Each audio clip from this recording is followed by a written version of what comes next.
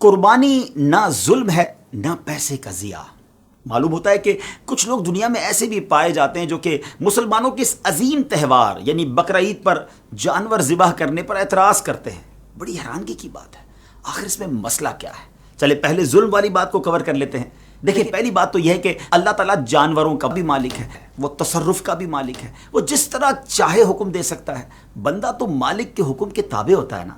دوسری بات، مذہبی روایات کے طور پر جانور کم و بیش ہر مذہب میں ذبح کیے جاتے ہیں، مگر اسلام نے جو قربانی کا حکم دیا ہے اس کا ایک اپنا ہی کمال ہے، اس کی الگ ہی کلاس ہے۔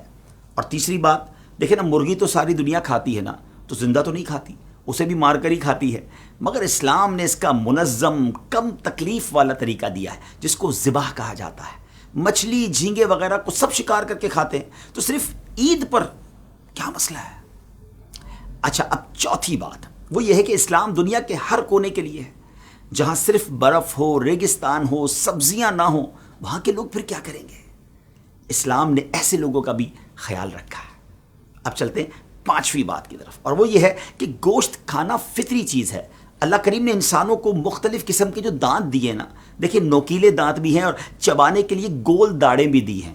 اس سے کیا مراد ہے؟ یہ تاکہ سبزی کھانے والے جانور جو ہوتے نا، ان کے نوکیلے دانت نہیں ہوتے، نہ گول داڑیں ہوتی ہیں۔ اللہ کریم نے انسان کو جو دانت دیے ہیں وہ سبزی بھی کھا سکتا ہے اس سے، اور گوشت بھی چبا سکتا ہے۔ اب چلتے ہیں چھٹی بات کی طرف، اور وہ یہ ہے کہ جانور کا دودھ تو سب پیتے ہیں نا، ملک کا استعمال تو ساری دنیا میں ہے، حالانکہ یہ جانور کے بچے کا حق ہے۔ جب یہ ظلم نہیں ہے تو گوشت کھانا پھر کیسے ظلم ہو جائے گا؟ ساتویں بات یہ ہے کہ مسلمان اپنی محنت کی کمائی سے قیمتی جانور خریدتا ہے، اپنے ہاتھوں سے اسے کھلاتا ہے، پلاتا ہے، بیمار ہوتا ہے تو علاج کرواتا ہے، اس سے محبت کا ایک تعلق قائم ہو جاتا ہے۔ فطری رحم اور محبت کی وجہ سے اسے ذبح کرنے کو دل نہیں چاہتا، پھر بھی اللہ کا حکم ذبح کرنے کا ہے تو اپنے مالک کے اس حکم کے سامنے اپنے تمام جذبات، رحم، محبت اور تعلق کی قربانی اللہ کو راضی کرنے کے لیے دے کر اس بات کی گواہی دیتا ہے کہ ہماری عقل، خواہش اور تمنا کی اللہ کے حکم کے سامنے کوئی حیثیت نہیں ہے۔ اللہ کا حکم ہر چیز سے بڑا ہے۔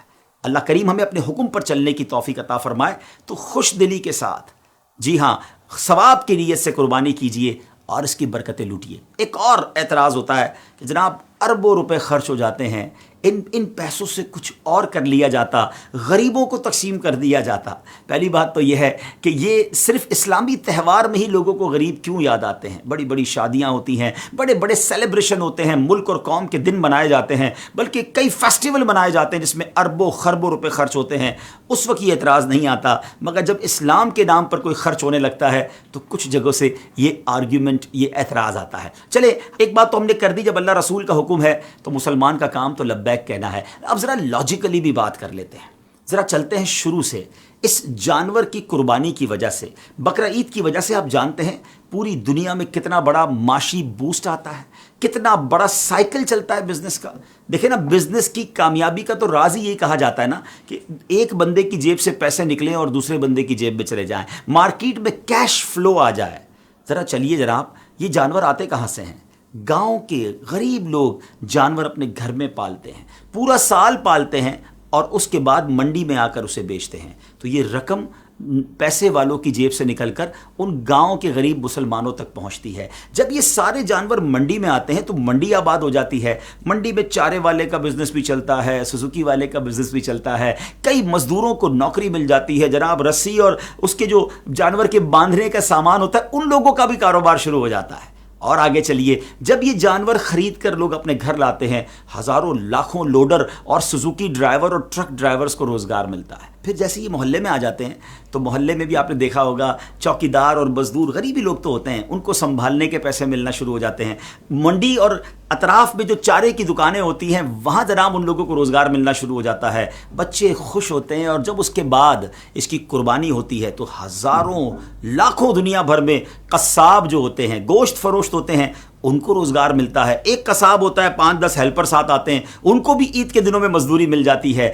اب جناب آگے چلیے، جب یہ قربانی ہو جاتی ہے تو غریبوں میں گوشت بھی تقسیم ہوتا ہے، غریب رشتہ داروں میں تقسیم ہوتا ہے۔